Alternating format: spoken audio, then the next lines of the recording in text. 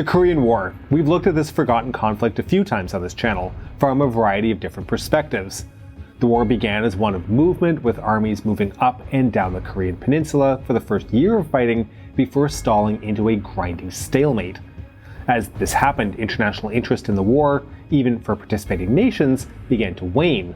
The exception to this, however, was the air war taking place in the skies over North Korea as American jets fought against Soviet jets for air superiority.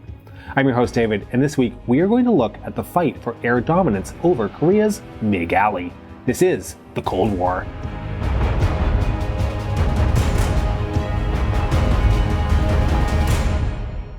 The Korean War began on June 25, 1950, the day North Korean forces, with the blessing of Stalin's Soviet Union, crossed the 38th parallel and invaded South Korea. It was fought for 3 years, ending with a ceasefire signed on July 27, 1953. For the pedants out there, the Korean War is still technically going on, as no peace treaty has ever been signed between the Democratic People's Republic of Korea, otherwise known as the DPRK, or just North Korea, and the Republic of Korea, ROK, or just South Korea. I'll give a very brief synopsis of the war here, just to contextualize the rest of the story we're going to tell today. The first year of the war saw the armies of South Korea and its UN-sponsored allies thrown back into a small pocket around the southern port of Busan by advancing North Korean forces before a brilliant behind-the-lines landing at the port of Incheon led by commanding US General Douglas "Dugout" MacArthur. This landing broke the back of the North Korean advance, already logistically stretched, and all but collapsed their army, forcing it to retreat. UN forces led by the United States chased after them, crossing the 38th parallel themselves and advancing rapidly towards the Chinese border at the Yalu River. Despite warnings being made by the Chinese not to approach the Yalu, the Americans continued to advance, and the recently established People's Republic of China intervened, sending in its own army to protect its socialist neighbor as well as its own regional interests. The resulting retreat by the US military, which remains its longest to date, forced UN forces to retreat back below the 38th parallel. Counterattacks by UN forces, however, helped to stabilize the front lines back along the 38th parallel, ending the war of movement and creating a battle space that was reminiscent of the First World War. The war on the ground remained largely like this until the ceasefire in 1953, which froze the battle lines as the new border, a line on a map that exists to this day. The attention given to the fighting in Korea by Western media started strong, dominating headlines as the first major international shooting war in the Cold War kicked off. However, as time progressed and battle lines hardened during the summer of 1951, attention to Korea faded as the action settled into stalemate. The one exception to this was in coverage of the fighting happening in the skies above Korea.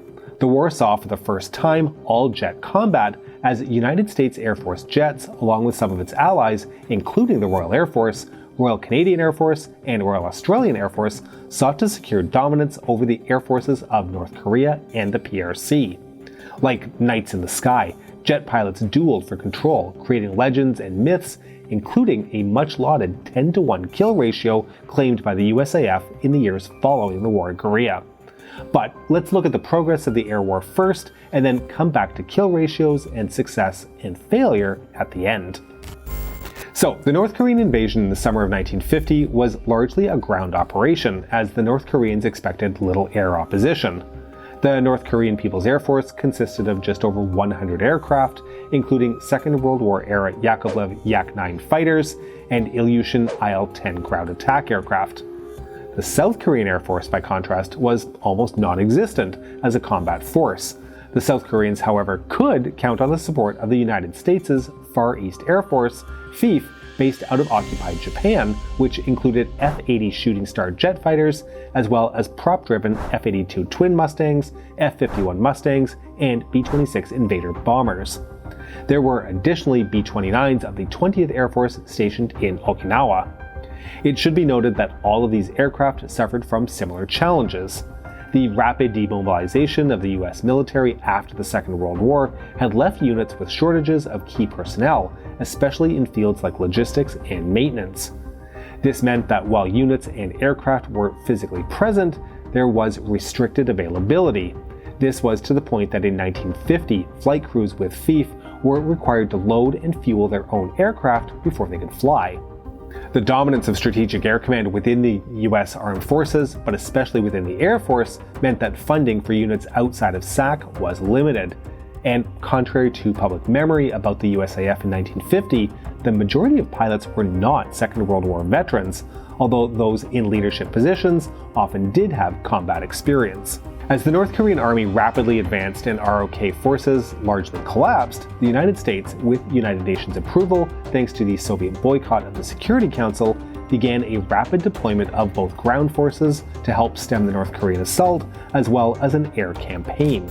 This included the use of B-29 bombers, which were expected to carry out a strategic bombing campaign against North Korea in order to bring about a collapse of the communist state. This concept was perfectly in line with the USAF approach in how to wage war, since, after all, in their minds, strategic bombing had won the Second World War in Europe, but especially in the Pacific. This is a highly debatable conclusion, which we don't have the time to delve into here, but suffice to say, it was the conclusion of the USAF, and they based their strategy on that concept. But in the context of Korea in 1950, what would a strategic bombing campaign look like? How would a strategic bombing campaign be carried out against a country with few strategic assets, given that North Korea had little domestic manufacturing? This was a question which was never really addressed, but certainly didn't stop the USAF from delivering massive amounts of bombs against targets. In the first 90 days of the war, B-29s dropped half the amount of tonnage of bombs on Korea that had been dropped on Japan from the bases in the Marianas after 1944. Overall, more bombs were dropped on North Korea between 1950 and 1953 than were dropped on Germany between 1939 and 1945. In addition to the B-29s, F-51 Mustangs, and F-80 Shooting Stars, the USAF's first generation of jet fighters, were being used to attack North Korean targets. The F-80 began development during the Second World War, but didn't enter service until after the war was finished. Like many first-generation jets, the F-80 was characterized by straight wings and a short operating range, which limited its ability to fly from its bases in Japan. Additionally, the F-80 was unable to operate from most of the rough airfields available in Korea, limiting its use until Kimpo Airfield outside of Seoul was recaptured in the fall of 1950. Initially, this bombing was relatively unopposed, with the small North Korean Air Force unable to do much against the USAF. However, after the landings at Incheon and the UN advance across the 38th parallel and towards the Yalu River, Stalin made the decision to provide air defense resources, including fighter support, in the form of the new MiG-15 jet fighter. This decision was helped along by an incident in October of 1950 when a pair of F-80s accidentally crossed into Soviet territory and damaged at least 12 Soviet Air Force P-63 King Cobras. Although the airfield at Sukayarechka, near to Vladivostok, was more than 60 miles past the North Korean border, the USAF chalked it up to a navigation error. The pilots quickly faced court-martial, were cleared of all charges, and then immediately transferred back to the United States. Despite this type of provocation, Stalin was wary of directly involving Soviet combat troops, and the assistance from Moscow came with several stipulations. Although the pilots and crews of the aircraft would be Soviet, they would fly under North Korean flag, wear North Korean uniforms, and the Russian language would not be openly used. Additionally, MiGs had very strict geographic boundaries within which they could operate. At no point were they to operate over UN-held territory or over water. This was to minimize the chances of a crashed jet being recovered by UN forces and possibly revealing direct Soviet involvement. When combined with the range of the MiG-15, which would be operating from airbases in Manchuria, this is what helped to define the geographic boundary that has become known as Mig Alley. In October of 1950, the 28th IAP, Fighter Aviation Regiment, was deployed to Antung Air Base on the north side of the Yalu River, and a new age of air combat was about to begin. A word or two on Soviet jet development and the MiG-15. The Soviets only began work on jet technology in the closing stages of the Second World War, basing their projects heavily on the plans and prototypes they captured from the Germans. This included the BMW 003 and UMO 004 turbojet engines. The first results were the Yakovlev Yak-15, a retrofit of the Yak-3, as well as the MiG-9, both of which used straight wings. Both of these aircraft, limited as they were by the engine technology being used in them, were disappointments. They did, however, lead many Western analysts to be rather dismissive of Soviet efforts, something which would come back to haunt them only a few years later. Then, two things came together to change Soviet efforts. The first was Soviet aerodynamic research being done on the use of swept wings, based on captured work from Nazi Germany, especially that of Kurt Tank, one of the lead designers from the Focke-Wulf Company. The work clearly showed that significant increases in maximum speed were possible with a swept wing design at the expense of low speed and low altitude handling. The second thing was UK Prime Minister Clement Attlee's decision in 1946 to grant a request from Stalin to sell several Rolls-Royce Nene engines to the Soviet Union on the condition that they would only be used for commercial purposes. The Nene was at the time the most advanced jet engine in existence, and it took almost no time at all for the Soviet Union to ignore the conditions of sale, and the engine was quickly reverse engineered and developed into the Klimov RD-45 engine, which eventually became the Klimov VK-1. These two technologies were incorporated by the MiG Design Bureau in the design of a new fighter interceptor designed to protect Soviet airspace from B-29 and B-36 bombers. It was required to have a high operating altitude, be capable of climbing quickly, and be armed well enough to quickly dispatch large bomber aircraft. It also needed to be rugged and sturdy in order to safely operate from rough Soviet airfields. The result, publicly shown off in flybys during the 1949 Tushino Air Show, was the MiG-15, which was being deployed widely into frontline units of the Soviet Air Force by the summer of 1950. The Americans' jet program had also continued to rapidly develop beyond the first generation of jets. Like the Soviets, they had captured a great deal of German technical research by 1945, including that of Willy Messerschmitt. Just as the Soviets had realized from tanks research, swept wings were understood to be the key to faster and more maneuverable aircraft. North American, the same company which designed and built the P-51 Mustang, had begun work in 1944 for a medium-range, single-seat, high-altitude, jet-powered day escort fighter-bomber, but the XP-86 was initially designed with straight wings. As the project continued and the German research became available, it was realized that in order to meet the specifications set out by the Air Force, a change to the design would be needed. Despite the 6-month delay that resulted, the design was changed to a swept wing. Like the German Me-262, it was designed with automatic wing slats designed to improve handling and maneuverability at low speeds. The horizontal stabilizers were positioned low on the tail and became the elevators, while the elevators were used as trim tabs, giving the F-86 a better turning rate as well as full control through transonic speeds. This actually allowed the F-86 to go supersonic in a shallow dive, something that may have accidentally happened on its first test flight, but is not officially recorded.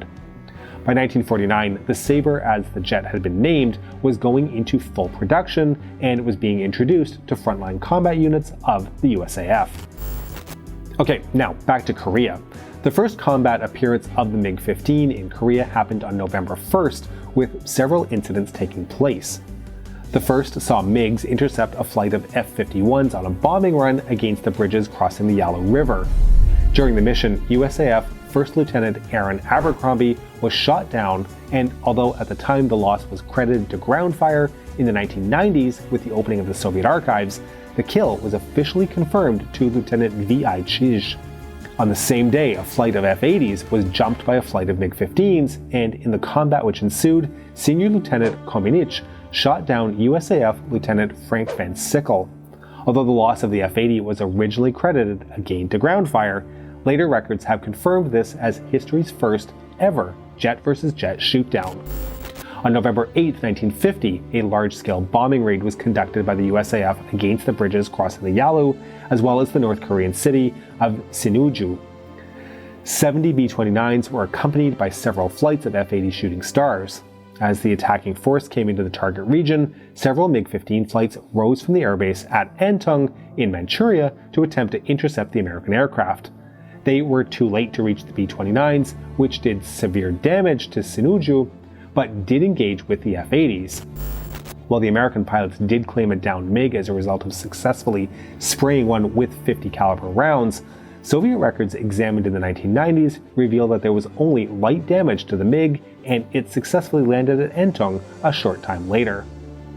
There was a quick realization that the introduction of the MiG-15 to the Korean battlespace introduced a major threat to UN air dominance, including attacks on reconnaissance and bomber aircraft, vitally important to how the UN forces waged war. Within a week, the decision was made to transfer F-86 Sabres to Korea to protect attack aircraft. At the time the decision was made to move Sabres into the theater, they were meant to operate from the airfield at Pyongyang, which was under the control of UN forces at that time. There were few suitable airfields in Korea from which to operate jets, and the airfields at both Gimpo and Suwon in South Korea were near capacity, operating wings of F-80s and F-51s. When the Chinese offensive forced the retreat of US and UN forces back below the 30th parallel, the airbases intended for the F-86s were no longer available. Initially, only 6 Sabres at the time would be able to operate from Korea and would need to be rotated from the main base in Japan. Due to improper weatherproofing of many of the Sabres initially transported to Korea, numbers were slow to be deployed into combat as repairs needed to be performed. Early Sabre missions over the north attracted little attention from the Migs, being reserved for attacks against UN bomber aircraft. But on December 17, 1950, a flight of 4 Sabres, led by Lieutenant Colonel Bruce Hinton, flew at an altitude and used radio patterns typically associated with the F-80, and Migs from Entong took the bait. In the ensuing combat, Hinton downed a MiG piloted by Major Yakov Efremenko of the 29th Guards Air Regiment, the first Sabre kill in what was about to become known as Mig Alley. During that engagement between Hinton and Efremenko, a factor in the developing air war presented itself: the light weight of American armament. Hinton used almost his entire load of ammunition to bring down Efremenko's aircraft. While he was successful in doing so on this occasion, largely the result of hitting the tailpipe of the MiG, the American belief of the overall effectiveness of their guns over the course of the war was greatly overstated, leading to kill claims that were significantly higher than reality would later demonstrate. However, the communist advance was reversed. UN forces moved north again, recapturing Seoul and Gimpo, allowing Sabre flights to resume by April of 1951. This was rather fortuitous timing. While the weather since December had placed severe restrictions on the USAF's ability to conduct bombing attacks, by late March, the weather was improving and the need for bomber protection increased. On April 12th, the USAF conducted another B-29 mission against the Yalu River bridges at Sinuiju, flying with not Sabre escorts but F-80 and F-84 Thunderjets. In what has become known as Black Thursday, the bombers were intercepted by MiG-15s, which completely outclassed the US escorts, allowing the bombers to be attacked freely. Of the 48 bombers, 3 were shot down and 7 were so badly damaged as to be totally written off in exchange for 0 casualties to the Migs. An attempted follow-up strike resulted in an additional 15 B-29s being shot down or damaged, meaning that a full 25% of the B-29 force available to Far East Air Force were damaged or destroyed. 2 things came from Black Thursday. The F-84 was deemed no longer suitable as an escort and was reassigned as a strike aircraft. The other was that the B-29 missions were suspended over Korea for 6 months. Incidentally, they never attacked the Yalu River bridges again. As the year progressed, so did air combat as each side attempted to gain the advantage, with little luck. The MiGs were stationed at airfields in Manchuria in the People's Republic. US and UN aircraft were prevented from crossing into Chinese airspace for fear of widening the scope of the war into a more general conflict. The relatively short range of the MiGs meant that from these air bases, their missions were largely restricted to intercepting and attacking US and UN aircraft that were attempting to strike the supply lines stretching from the Soviet Union, but especially from China, which were key to supplying the communist war effort. This area of contact is what has become known as Mig Alley. In September of 1951, however, it was discovered that the communists were constructing air bases at Samchan, Taechon, and Namsi, all inside North Korea, south of the Yalu. This would have allowed the MiGs to operate significantly further south, threatening US and UN air dominance over the line of contact, something which they relied on to help offset the numerical superiority of the North Korean and Chinese forces. A series of daytime B-29 strikes were coordinated to attack the three airfields. Due to poor timing, which in reality was only a space of approximately 2 minutes, the 9 B-29s attacking Namsi found themselves without fighter escort in the combat zone, and the MiG-15s, which were waiting for them, took advantage of the opportunity. 3 of the bombers were shot down, but all 9 were heavily damaged. Black Tuesday, as the day became known, remains the highest loss percentage, 33%, of any USAF attack in any war. Well, so far anyway. Despite these losses, the airfield at Namsi sustained no damage. The B-29s from that point on in the war were restricted to only nighttime bombing, notoriously inaccurate. Now, this might not seem like a big deal, but it was a tremendous blow to the Americans. In a 2007 summation by former Sabre pilot Lieutenant General Charles Chick Cleveland, quote, "You have to remember that the little MiG-15 in Korea was successfully doing what all the Focke-Wulfs and Messerschmitts of World War II were never able to do, drive the United States bomber force right out of the sky." The air duels in the skies over North Korea were fought by men using machines which were relatively evenly matched.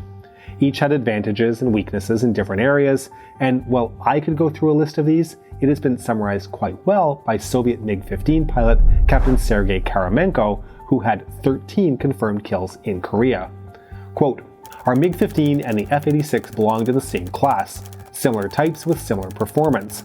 They differed only in that the MiG had an advantage in rate of climb at altitude, while the Sabre was superior in maneuvering, especially at low level. These advantages could not always be used, however. The fight, as a rule, was decided in the first attack. After the first pass, the MiG-15s reached for altitude, while the Sabres rushed for the ground. Each tried to reach the altitude where it held a distinct advantage, and thus, battle faded." With such even performance, success and failure often boiled down to the skill of the pilot in command of the aircraft. As I mentioned earlier, while some pilots came to Korea as veterans of the Second World War, most were not. As a result of this, how pilots from each side came to Korea was absolutely critical. The Soviet policy was to move an entire fighter regiment into action, replacing the outgoing one. This meant that there could be several months at the start of a Soviet unit's operational tour where the pilots lacked combat experience and training. American pilots, on the other hand, served tours as individuals, meaning that in practice, there was always a core within the unit of combat experienced pilots able to provide support and guidance to new pilots coming into the unit. This combat experience was often enough to make the difference when Sabres engaged MiGs. Now, it's important to remember that although the USAF had intercepted Soviet ground control communications between the controllers in Manchuria and the pilots, speaking Russian I might add, officially these pilots were North Korean, flying North Korean jets.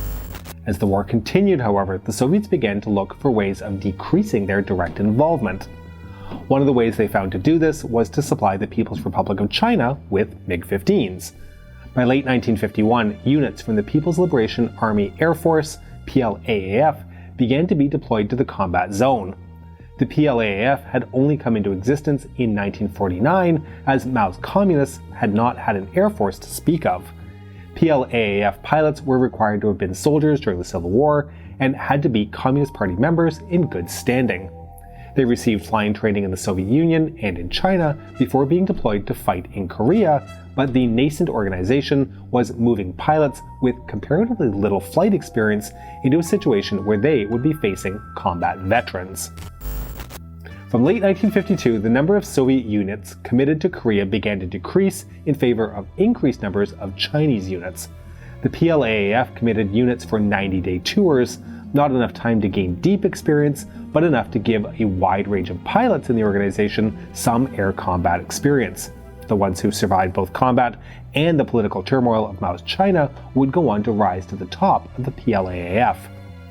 Chinese units operated alongside Soviet ones, and each tended to focus on different tasks.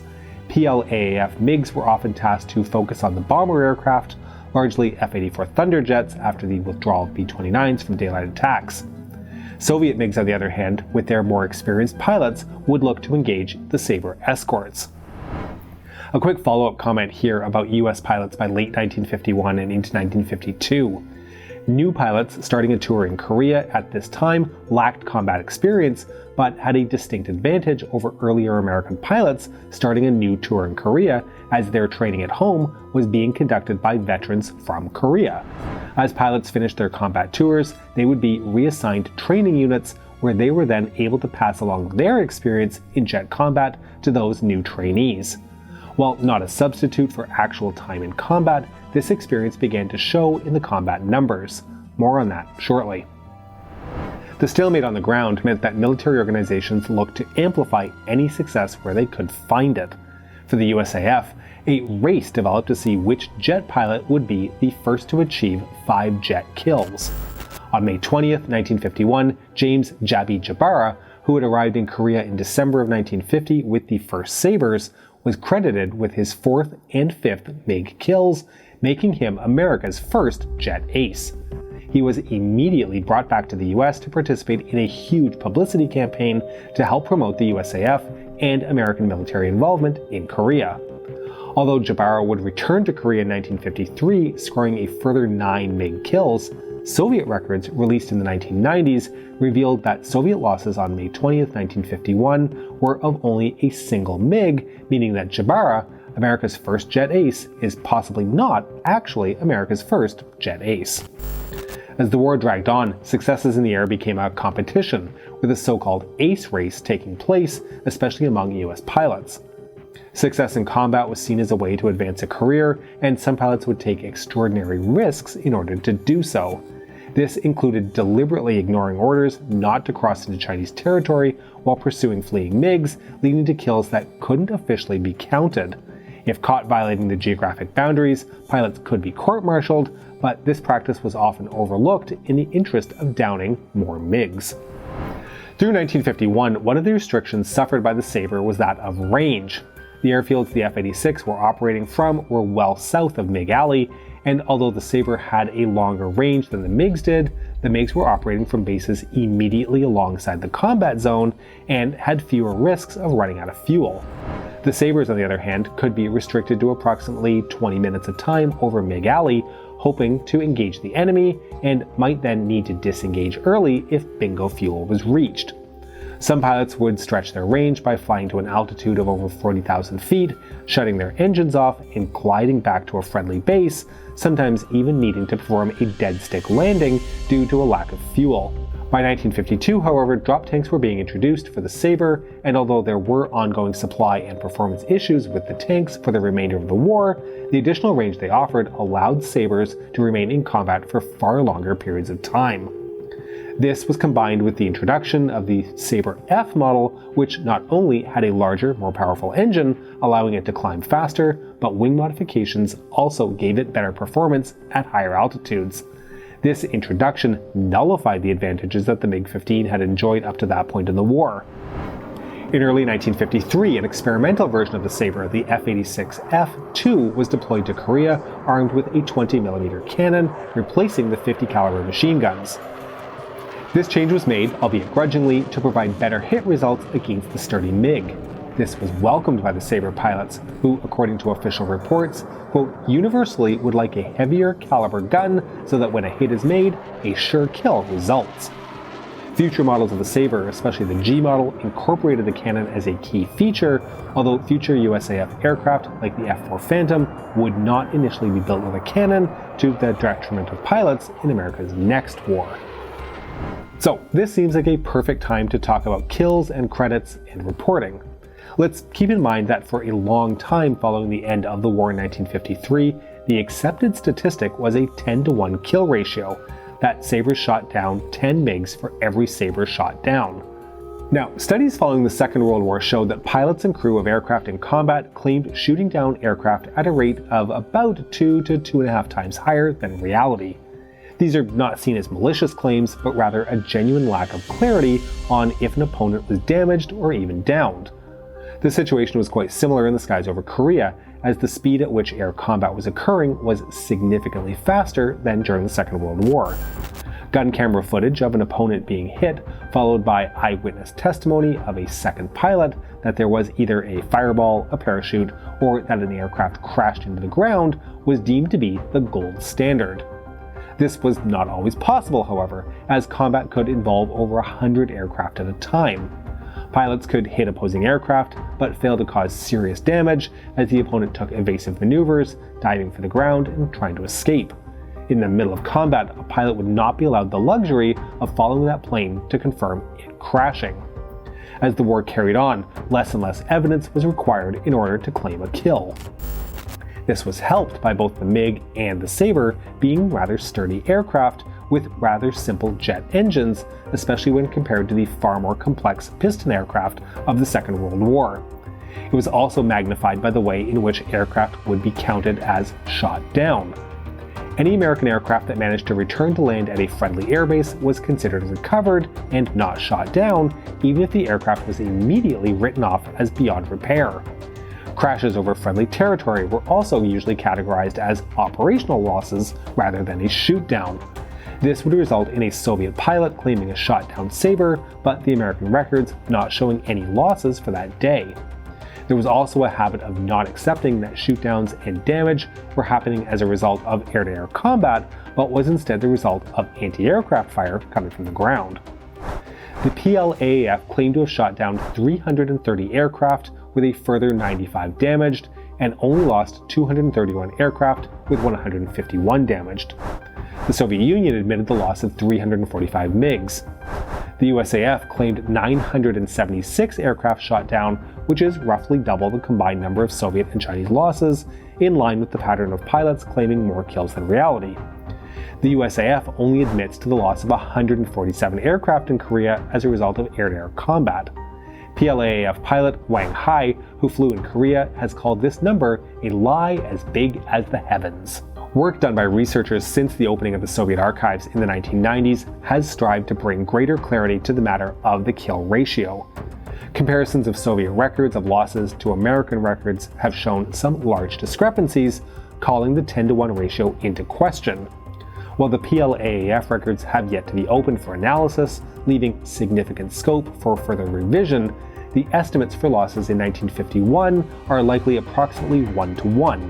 1952 and 1953, as the US introduced better versions of its equipment, flown by more experienced and better trained pilots, against pilots with lesser training, that ratio is likely in the range of 1.1 to 1.3 to 1 in favor of the Sabres. While this still leaves the USAF winning the numbers game, it's certainly a far cry from the 10-to-1 ratio that has been touted for so long. A ceasefire was signed in the summer of 1953, one which remains in place to this day. Looking back on the air war over Korea, we can look at the impacts that it had and lessons that were taken away, or not taken away. From the kill ratios, it can be easy to make a conclusion that the USAF won the air war. It shot down more of the enemy. But what impact did this have strategically on the course of the war? Well, shooting down more MiGs was good for propaganda, but it didn't provide a strategic avenue to win the war. The MiG threat was enough to force American bombers out of the sky during daylight hours when they were most effective. It was also enough to prevent ground attack aircraft like the F-84 from conducting raids on the key transit points from North Korea to China, again for fear of being decimated by MiGs. Throughout the rest of the Cold War, the Soviet Union continued to deny that Soviet pilots had flown in Korea. It was a poorly kept secret, but that was the story that was maintained in order to help maintain the fragile peace. Soviet pilots were awarded decorations for bravery, included being made heroes of the Soviet Union, but they were not allowed to be publicly acknowledged or feted for their bravery. Mig Alley in the fight for air dominance over Korea was unique in the Cold War, as for 3 years, Soviet and American pilots went directly to war with each other, even if it was somewhat a secret. At no other point was general combat between the two superpowers allowed, making those years stand out. In the end, no great changes occurred. There was no winner, but there was also no loser, and decades of frozen conflict have been the result. An often forgotten battle in a largely forgotten war. We hope you've enjoyed this episode, and to make sure you don't miss our future work, please make sure you subscribe to our channel and have pressed the bell button, moving into a diving turn, hoping to bring that bell button into your sights. Please consider supporting us on Patreon at patreon.com/thecoldwar or through YouTube membership. We can be reached via email at thecoldwarchannel@gmail.com. This is the Cold War channel, and as we think about the Cold War, please remember that history is shades of gray and rarely black and white.